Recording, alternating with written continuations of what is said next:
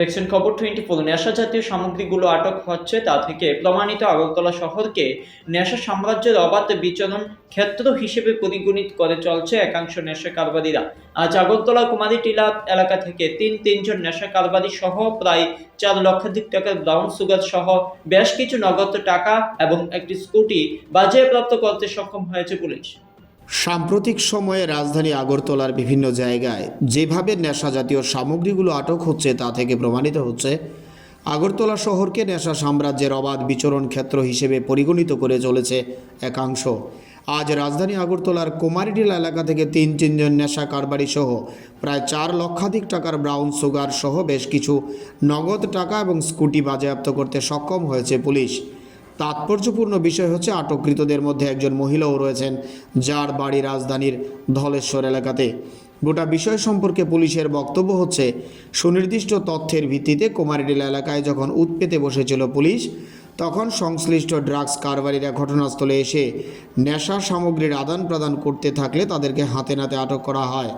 পাশাপাশি পুলিশের তরফ থেকে দাবি করা হয় আটককৃতদের কোর্টে প্রেরণ করার মধ্য দিয়ে আগামী দিনে এই ঘটনার পেছনে আর কারা রয়েছে তাদের পর্দার সামনে আনার চেষ্টা জারি রয়েছে। এখানে উল্লেখ করা প্রয়োজন, আজকের এই সফল অভিযানে এনসিসি থানার পুলিশ সহ অভয়নগরের পুলিশ ভূমিকা পালন করেছে।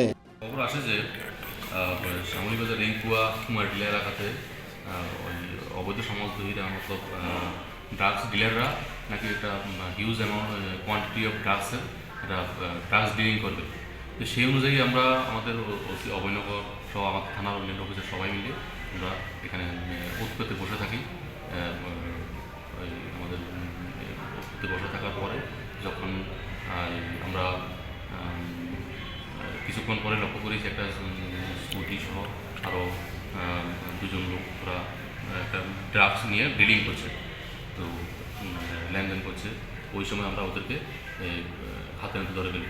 হাতে নাতে ধরার পরে আমরা দেখি যে এখানে টোটাল স্মল ভায়াল 400 স্মল ভায়াল হেরোইন, যেটাকে আমরা ব্রাউন সুগার জানি, আছে। সঙ্গে ওদের থেকে আমরা উদ্ধার করি ক্যাশ টাকা 23,000 টাকা, একটা স্কুটি সিজার করি এবং এমটি প্লাস্টিক ভায়াল, যেগুলি হিরোইনের জন্য ইউজ করা হয়, 500 প্লাস্টিক ভায়াল আমরা সিজ করি। তো উদ্ধার এবং সঙ্গে আমরা 3জনকে গ্রেপ্তার করি, ওদের মধ্যে একজন মহিলা। কত টাকা ক্যাশ উদ্ধারকৃত সিজড আর্টিকেলস এবং কন্ট্রাব্যান্ড আইটেম সহ টোটাল 4 লাখ টাকা, আনুমানিক 4 লাখ টাকা হবে। ওদেরকে আমরা আজকে কোর্টে ফরওয়ার্ড করব। আর কতদিন ধরে এই ব্যবসার সাথে জড়িত? এটা আমরা দেখছি, ভেরিফাই করে দেখছি, এনকোয়ারিতে। আর কেউ আছে? এটা ওদেরকে আমরা পুলিশ রিমান্ডে আনলে আমরা এটা দেখতে পাবো। নামটা কি রয়েছে যাদেরকে? আরেকজন রতন দেবনাথ এবং যে মহিলা, ওনার নাম হলো কি প্রিয়া দাস। তার বাড়ি কোথায় সবাই? একজনের বাড়ি রিকুয়া, একজনের বাড়ি এখানে ওয়েস্ট বরতলা জিঞ্জারপুরের সঙ্গে, আরেকজনের বাড়ি মহিলার বাড়ি ধলেশ্বর। আপনাদের এরকম আগামী এরকম জারি থাকবে যেটা নাকি মানুষের আমাদের এটা নেশামুক্ত ত্রিপুরাকরণ করার সাথে আমরা আমাদের এই যে জারি রেট কন্টিনিউ থাকবে এবং আমরা এটাকে নেশামুক্ত করেই ছাড়ব।